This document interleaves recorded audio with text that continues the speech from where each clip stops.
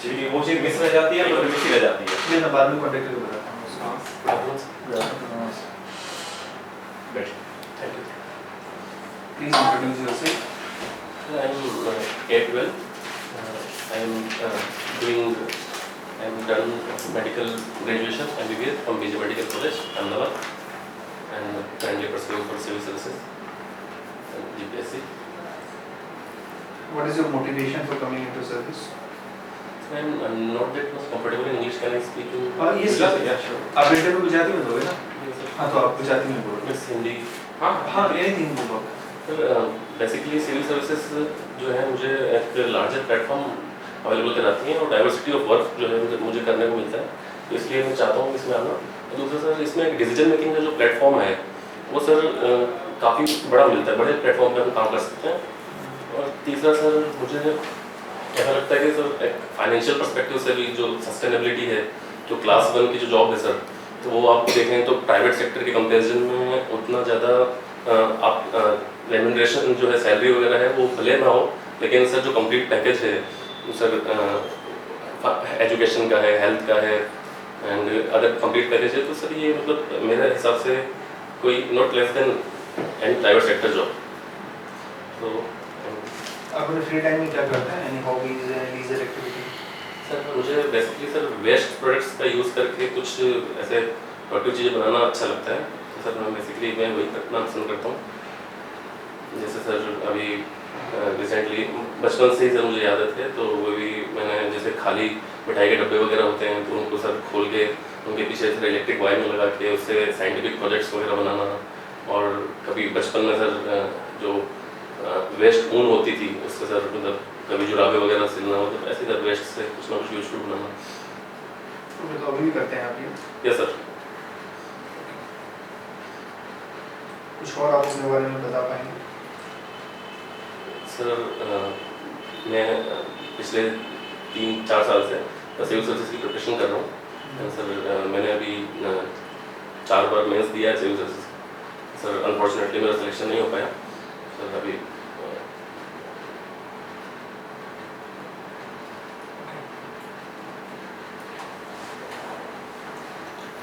Hello.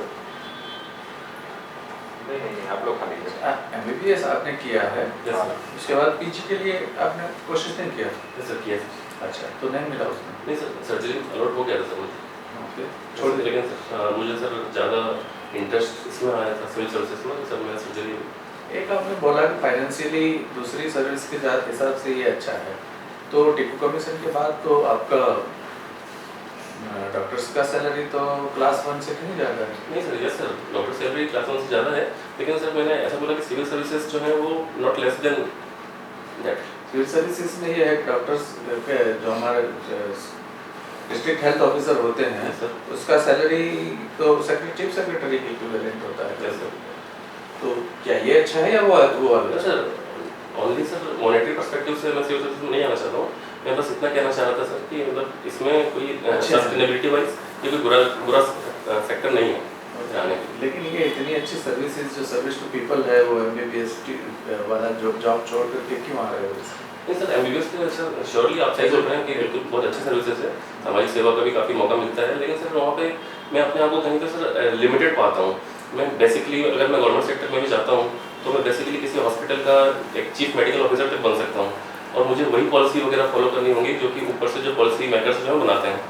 यहाँ पे sir मैं अपना एक पोटेंशियल जो है थोड़ा बढ़ा हो पाता हूँ इस सेक्टर में आके, जहाँ पे डायरेक्टली या इनडायरेक्टली मतलब सिविल सर्विसेज को भी फायदा होगा इन सब चीज़ों से। यहाँ पर भी आप कहाँ पॉलिसी, आपको यहाँ इम्प्लीमेंटेशन में ही रहना पड़ेगा पॉलिसी में?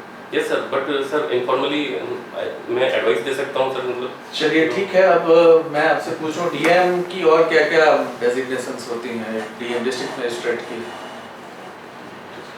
डिस्ट्रिक्ट मजिस्ट्रेट क्या क्या क्या काम होता है, इसकी डेजिग्नेशन, उसको और क्या बुलाया जाता है? Sir deputy commissioners. अच्छा, DC भी कहते हैं, district magistrate. District collector, deputy commissioner इन गुजरात। DC गुजरात में नहीं है, गुजरात के बाहर हैं। यस जी, गुजरात में तो DM का, गुजरात में DM का। हाँ। और आई एम नॉट अवेयर। ठीक है, SDM के बारे में कुछ पता है आपको? सर उसके रेवेन्यू फंक्शंस होते हैं एसडीएम के अच्छा। और अपने मजिस्ट्रेटियल फंक्शन होते हैं। हाँ मस्टर फंक्शन में कोई ऐसी इम्पोर्टेंट बात? स्पेशल फंक्शन में जो भी सेक्शन 144 लगाना होता है या फिर पैरोल पे मतलब जाने के लिए परमिशन होती है। एसडीएम करते हैं वो सर ये 144 Yes. राइट्स। District collector. तो रेवेन्यू के बारे में आपको क्या पता है? Sir according to land revenue जो पॉलिसी है गुजरात गवर्नमेंट की, उसके थ्रू अपॉइंटमेंट होते हैं और मेन जो इनका काम है, इनका नाम डिस्ट्रिक्ट कलेक्टर इसलिए पड़ा था क्योंकि सर ये रेवेन्यू मेनली बेसिकली इनका काम रेवेन्यू कलेक्शन का होता था। ई धारा एक है, कुछ पता है उसके बारे में?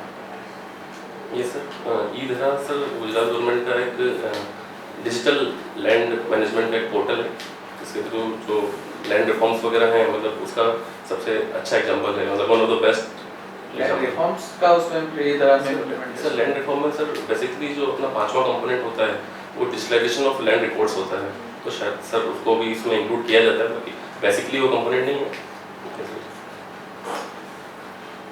अच्छा, इलेक्शन के बारे में कुछ आप बता सकते हैं? Yes sir. Election model code of conduct जो है लगवाने का, प्रॉपर इंस्पेक्शन वगैरह करने का काम होता है इनका, फिर जो प्रॉपर इलेक्शन को कंडक्ट करवाना, ईवीएम और वीवीपैट वगैरह मशीन्स को काम करता है सर। अच्छा, एक सिचुएशन ऐसी क्रिएट हो गई यस सर। कि कोई बंदा जो है वो कस्टोडियल डेथ उसका हो गया, ठीक है, तो उसके बाद के कॉन्सिक्वेंसेस क्या होते हैं, मेडिकल भी और मैजिस्ट्रियल भी, उसके बारे में कुछ बता पाएंगे? Sir I can try. Sir magisterial level पे सर हम इंक्वायरी के लिए बोलेंगे कि सच में कस्टोडियल डेथ है या नहीं है, तो उसके लिए सर पोस्टमार्टम। कस्टोडियल डेथ हो गया है? Yes sir. सर उसका पोस्टमार्टम इंक्वायरी करने के लिए सर परमिशन लेंगे पहले, और फिर मेडिकल लेवल पे सर उसका पोस्टमार्टम है, एंटीमार्टम वो है कि पोस्टमार्टम था, डेथ था, उसका सर प्रॉपर चेकअप करेंगे, उसके अकॉर्डिंग सर रिपोर्ट जो है वो मतलब क्या कंसर्न अथॉरिटी। कैसे करेंगे postmortem? Sir procedure for postmortem. Custodial death है उसका पोस्टमार्टम कैसे करेंगे आप? कस्टोडियल डेथ का प्रॉपर प्रोसीजर तो सर मुझे पता नहीं है। नहीं पता। यस आपने किए मेडिकल लीगल पोस्टमार्टम किया है सर। किए हैं? तो क्या इम्पोर्टेंट होता है उसमें, कौन सी चीज़ है सबसे ज़्यादा सर इम्पोर्टेंट? सबसे ज़्यादा इम्पोर्टेंट होता है सर ब्रेन, लंग एंड अपना सर लीवर, और समटाइम सर जब एज अगर वो निकालना होता है तो उसमें बोन्स और टीथ। अच्छा, एक जो है वो किसी को पानी में डूब के मर गया है, सर तो उसमें क्या पाना चाहिए, मतलब उस बॉडी में आफ्टर फॉरेंसिक उसमें क्या होना चाहिए तो ये कंफर्म हो जाएगा कि ये इसकी डेथ जो है वो पानी में डूबने से ही हुई है? सर सब जब हम वेस्टर्न एग्जामिनेशन करते हैं प्लूरा का, तो सर प्लूरा में कार्डियो स्पोर्ट्स मिलते हैं सर, एक ह्यूमरस का टाइप होता है सर, वो मिलता है जो मतलब सफोकेशन या फिर जो एस्फिक्सिया लाइक कंडीशन होती है तभी वो जनरेट होता है। अगर सर वो मिल रहा है तो सर ये श्योर साइन है कि उसकी जो डेथ है वो एंटीमार्टम पानी में डूबने से ही हुई है, ना कि सर उसको मारने के बाद पानी में फेंक दिया गया। हाँ, तो मारने के बाद अगर किसी को पानी में फेंक दिया गया है तो उसमें क्या नहीं मिलेगा? सर उसका एक तो सर जो ब्लड का कंपोजिशन जो है वो उतना अल्टर्ड नहीं होगा, और सर जो उसका कार्डियो स्पोर्ट्स वगैरह है वो सर आपको नहीं मिलेगा। 10 दिन के बाद वो डेड बॉडी मिला है? क्या सर? वो बॉडी 10 दिन के बाद मिला है? Yes sir. तो भी सर ये इंटरनल विस्ट्रम में अगर आपको लंग्स में नहीं मिलेंगे तो सर बाकी जितने भी इंटरनल ऑर्गन्स हैं उनमें सर ये स्पोर्ट्स जो है मिलेगा। कौन सा sport? Sir cardio sports. Cardio sports से बनता है? सर ये जो एस्फिक्सिया लाइक कंडीशन में आदमी जब सांस लेने की कोशिश करता है तो सर उसका सब कैपिलरी वगैरह जो है वो सर फट जाती हैं और उससे सर हेमरेज जनरेट होता है, तो वो सर आपको इंटरनल लेवल पे मिलता है, तो सर वो एक मेन साइन होता है। एक बार देख लीजिएगा, फ्यूचर में ये चीजें आएंगी आपके सामने, इसलिए कि एसडीएम के तौर पर आपको 176 सीआरपीसी में डिसाइड करना होता है, पता है आपको, whether it is a death और मर्डर। तो इस जगह पे आपको, क्योंकि यही चीजें शायद हो सकता है आपको पूछें सीआरपीसी एज मेडिकल आप हो, इसलिए मैं पूछ रहा हूँ कि जब आप मेडिकल हो तो आपके सामने पोस्टमार्टम के साथ रखा जाएगा ये सब चीज़।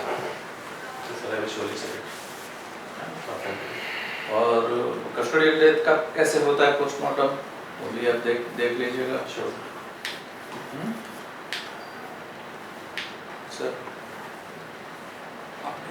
आपने कहा डिसीजन मेकिंग है, गुड डिसीजन मेकिंग, आप डॉक्टर भी रहे हैं, तो एक लाइफ की इम्पोर्टेंस ज़्यादा है। यदि एक सिचुएशन है जहाँ एक लाइफ को कुर्बान करना पड़े 5 लोगों की लाइफ बचाने के लिए, तो व्हाट इज़ योर ओपिनियन, ऐसे सिचुएशन में क्या करना चाहिए? सर सबसे पहले सर हम ऐसे सर नंबर के बेसिस पे नहीं जाना चाहूँगा मैं। मेरा पर्सनल ओपिनियन ये है कि सर मेरे को देखना होगा कि वो लाइफ सर वो लाइफ में है कौन सर, वो ज़्यादा इंपॉर्टेंट अगर व्यक्ति होगा तो मैं उसके लिए बचाना चाहूँगा बजाय मतलब 5 लोगों की। और अगर सर सेम पेडिस्ट्रियन पे है तो सर मैं फिर एल्ट्रुस्टिक जो पॉलिसी है उसके अकॉर्डिंग जाके 5 लाइफ को बचाना चाहूँगा। ठीक है, ठीक है। अच्छा, दूसरा ये बोल, आपने फाइनेंशियल स्टेबिलिटी की बात की, सर है ना? तो ऐसा एक मत भी है और ऐसा सिंगापुर में सक्सेस भी रहा है कि यदि हम ब्यूरोक्रेट्स की सैलरी हाइक कर दें तो करप्शन कम हो जाता है। Do you think the same methodology will work in India? यदि हम गवर्नमेंट सर्वेंट्स की सैलरी हाइक कर देते तो करप्शन कम हो जाएगा।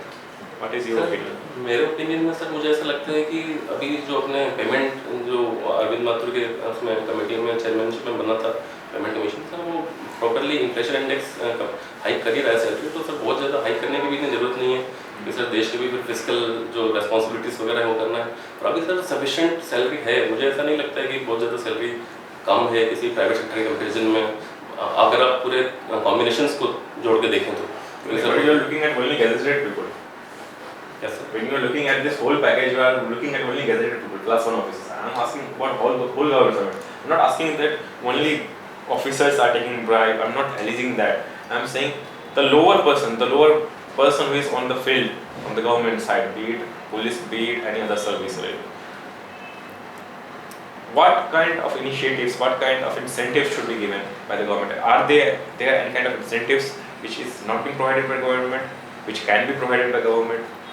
इस बारे में सर मेरे 2 ओपिनियन हैं कि सर एक तो इनकी सैलरी को इन्फ्लेशन से इंडेक्स कर देना चाहिए कि जितना इन्फ्लेशन बढ़े उस प्रपोर्शन में उनकी सैलरी भी बढ़ती रहे। और सर दूसरा है, मुझे ऐसा लगता है कि सर जो लोग अच्छा काम कर रहे हैं एक प्रॉपर सर पनिशमेंट और एक रिवार्ड मैकेनिज्म होनी ही चाहिए सर, क्योंकि उससे अच्छा काम करने वालों को सर प्रोत्साहन मिलता है और जो बुरा काम करते हैं उनको वो मिलता है।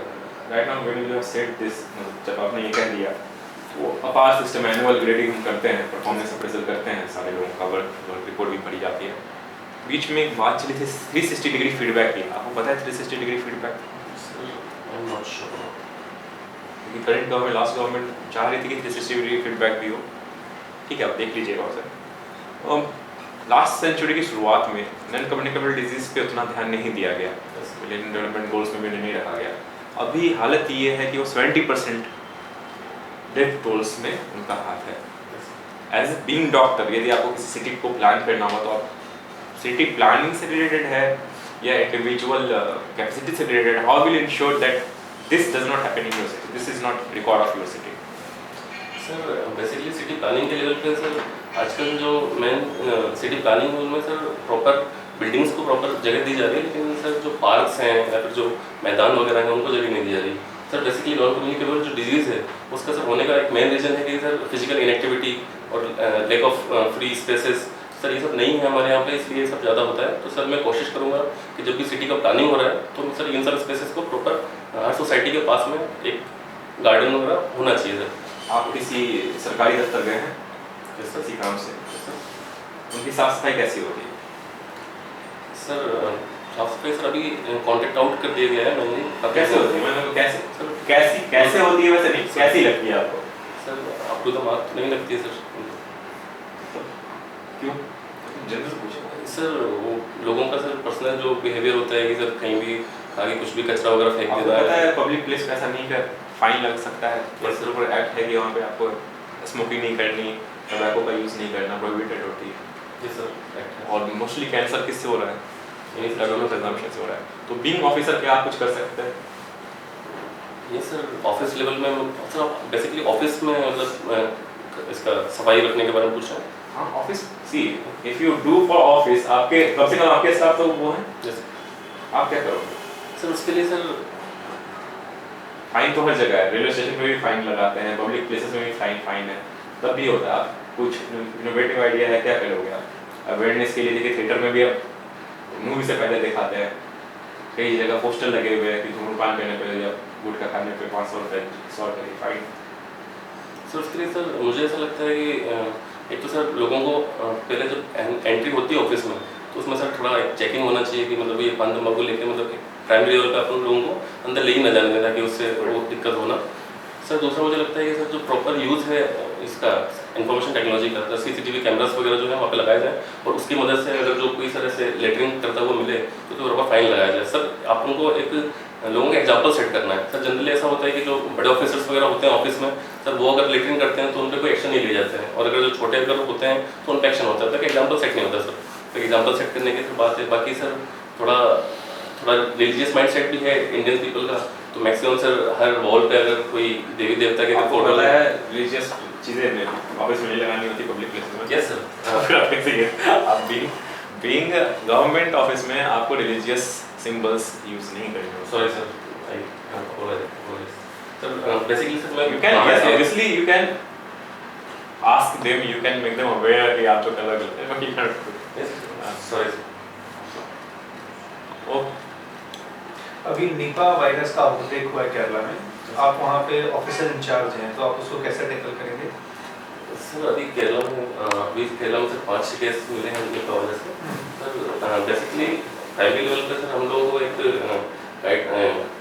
जो नोटिफाइबल डिजीजेस होती हैं उनके लिए सर एक जो नोटिस है वो इशू करना होता है सेंटर को सबसे पहले तो, और उसके बाद जो है सर अपने प्राइमरी लेवल पे हमको इन्वेस्टिगेशन चालू करनी होती है। तो सर उसका निपा वायरस जो भी पेशेंट हैं जिन पे भी हमको शक है निपा वायरस से, उनका सर सीरम लेके सर नेशनल वायरोलॉजी लेबोरेटरी के पुणे सर वहाँ पे मतलब क्या भेजना सबसे पहले, और सर उन पेशेंट्स को सबसे आइसोलेट रखूँगा, आइसोलेशन वार्ड है उसमें रखूँगा, और जब तक सर उनका रिपोर्ट नहीं आता है तब तक इनको जो प्रिवेंटिव केयर है सिम्टोमेटिक केयर है वो दूंगा। वैसे भी क्योंकि बट ये तो हमने 2018 में भी किया था, है ना, तो सेम हम 2019 में रिपीट कर रहे हैं, 2020 में आउटब्रेक हुआ, फिर से हम वही करेंगे। नहीं सर इसमें सर प्रैक्टिसेस में कुछ चेंजेस आए हैं सर, जैसे कि अभी तक कोई वैक्सीन तो निपा वायरस तो बना नहीं है, लेकिन सर एक ड्रग आई है राइबाविरिन करके, सर उसका हम इफेक्टिवली यूज करेंगे this time. Means I am asking, we are more concern about the curative thing. जब भी कोई डिसीज का आउटब्रेक हो गया, say dengue, chikungunya, swine flu का, we are running after one another, और लेकिन हम प्रिवेंटिव एस्पेक्ट के बारे में नहीं सोचते हैं। तो हम कैसे इंश्योर कर सकते हैं कि 2020 में ये निपा वायरस फिर से आउटब्रेक ना हो?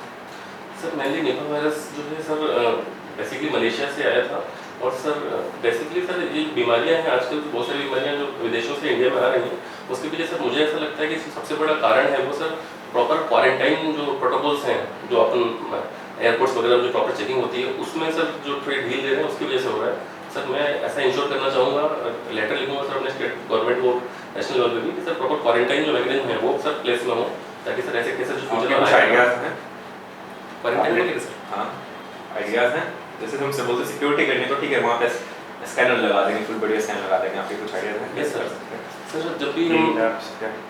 जब भी सर कोई भी मतलब क्या फॉरेनर होता है या फिर कोई भी इंडियन होता है पासपोर्ट के लिए अप्लाई करता है तो सर साथ में उसका जो प्रीवियस मेडिकल रिपोर्ट है वो अटैच करने का सर एक प्रोविजन हम ला सकते हैं। उससे सर हमको मतलब पूरा 100% तो सर केसेस के बारे में नहीं पता चलेगा, लेकिन सर हम कुछ केसेस को तो जरूर प्रिवेंट कर सकते हैं सर, मुझे ऐसा लगता है।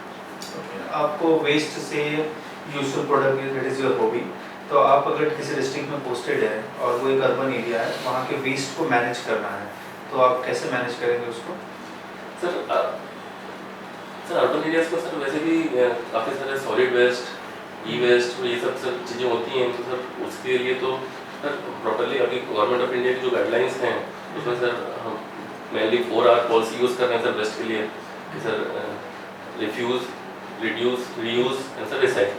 सर मैं भी सर उसी पॉलिसी के तहत जाना चाहूँगा, और बेसिकली सर लोगों को अभी से स्वच्छ भारत कैंपेन में किस चीज़ को यूज़ किया गया है तो लोगों ने सर काफ़ी रिड्यूस कर दिया है वेस्ट को। बाकी sir waste to energy projects वगैरह हैं उनमें मतलब मैं प्रॉपर वेस्ट का सेग्रीगेशन करके वेस्ट टू एनर्जी प्रोडक्ट्स की तरफ जाना चाहूँगा। जो ई वेस्ट वगैरह हैं सर उनमें से मैंने जितना रिसाइकिल हो सकता है उसको रिसाइकिल करना चाहूँगा, तो सिटी के लिए सर काम आएगा और वो प्रॉपर एनर्जी जनरेट करेगा, प्रॉपर रेवेन्यू भी दूंगा सर इसको। नेशनल हेल्थ पॉलिसी 2018 में रिलीज हुआ था, तो आप उसके 5 सिग्निफिकेंट पॉइंट बता सकते हैं? Yes sir. Sir national health policy में सर गवर्नमेंट जो है वो हमारा जो एक्सपेंडिचर है पब्लिक एक्सपेंडिचर का हेल्थ है वो सर बढ़ाना चाहती है, 5% ऑफ GDP करना चाहती है, और नेशनल हेल्थ पॉलिसी में सर बेसिकली जो इंफ्रास्ट्रक्चर है उस पर ज़्यादा फोकस किया गया है कि हम जो PSC लेवल पे जो डॉक्टर्स हैं उनकी प्रॉपर जो अवेलेबिलिटी है उस पर इंश्योर करें।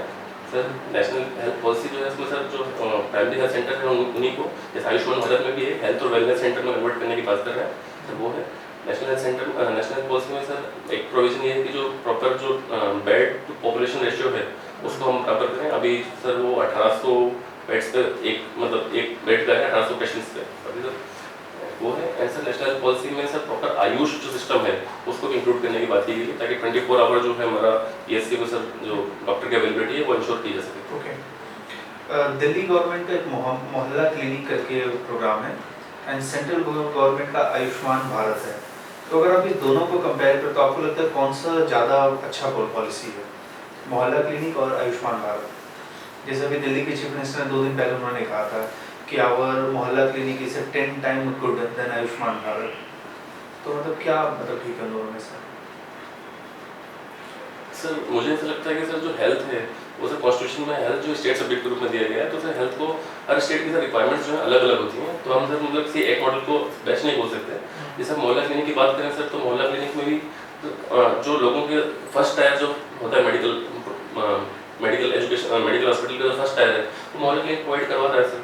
मोहल्ला क्लिनिक में डॉक्टर जो है वो मतलब क्या होता है अवेलेबल रहते हैं और लोगों की जो बीमारियां हैं जिनका जो इलाज है प्राइमरी लेवल पे होना चाहिए वो प्राइमरी लेवल पे हो रहा है, उससे जो बीमारियां सर प्राइमरी लेवल से सेकेंडरी और टर्शियरी लेवल पे नहीं जा रही हैं, तो सर सेकेंडरी और टर्शियरी लेवल पे जो बर्डन था वो सर कम पड़ रहा है। दूसरी तरफ अगर हम आयुष्मान भारत की बात करते हैं सर, प्राइवेट हॉस्पिटल्स वगैरह में और जो अच्छे कॉर्पोरेट हॉस्पिटल्स हैं जो भी इससे एफिलेटेड हैं उनको उनमें भी जो गरीब लोग, ओनली BPL नहीं सर, BPL के अलावा भी जो लोग हैं उनको भी यहाँ पे सर्विसेज मिल रही हैं, मतलब कम पैसे में जो लोग हैं कॉर्पोरेट हॉस्पिटल की सर्विसेज का फायदा ले रहे हैं। तो सर मेरे हिसाब से ये भी मॉडल ही सही है सर, कोई एक मॉडल को हम जनरलाइज नहीं कर सकते हैं कि ये मॉडल अच्छा हो ये खराब है, पॉलिटिकल रीजंस की।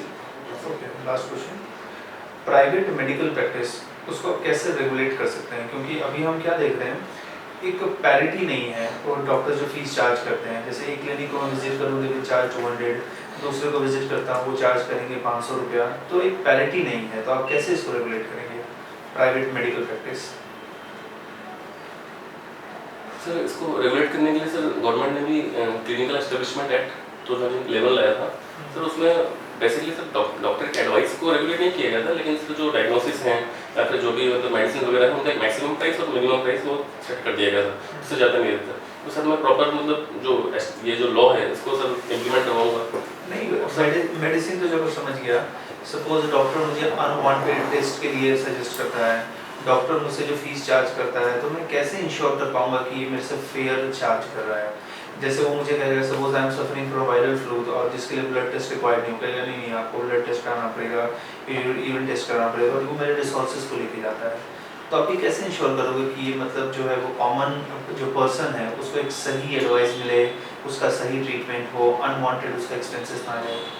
सर इसके लिए सर बेसिकली सर मुझे ऐसा लगता है कि डॉक्टर के एडवाइस पे हम सर कोई लॉ नहीं ला सकते हैं सर, वो उसका भी सर आर्टिकल 19 के तहत उसका भी मतलब फ्री प्रोफेशन का वो है सर, फ्री प्रोफेशन का राइट है उसका, सर हम उस पर रेस्ट्रिक्शन नहीं ला सकते हैं। हाँ सर हम ये कर सकते हैं कि जैसे गवर्नमेंट अभी नेशनल ई-हेल्थ अथॉरिटी लेके आ रही है जहाँ पर सर कोई भी पेशेंट है उसके प्रीवियस सारे रिकॉर्ड्स जो हैं वो सर उसमें ऑनलाइन रखे जाएंगे, तो उससे क्या हुआ कि जिस भी डॉक्टर को दिखा रहा है या फिर सर अगर वो चाहता है कि अगर उसको लगता है कि अगर कोई डॉक्टर जो है अनएथिकल प्रैक्टिस कर रहा है तो अपने सेकंड डॉक्टर से सेकंड ओपिनियन ले सकता है या फिर अपने फैमिली डॉक्टर से पूछ सकता है। तो सर मेरे ओपिनियन में सर ये उसकी एडवाइस पे सर हम रेस्ट्रिक्शन नहीं लगा सकते हैं। हाँ लेकिन सर बाकी सब चीज़ें हैं जैसे डायग्नोसिस का प्राइस है, MRI वगैरह का प्राइस कहीं पे सर 5-6 हज़ार रुपये, कहीं 15-20 हज़ार रुपये, उस पर हम रेगुलेट कर सकते हैं सर, क्योंकि एडवाइस पे सर करना मेरे हिसाब से सही नहीं होगा।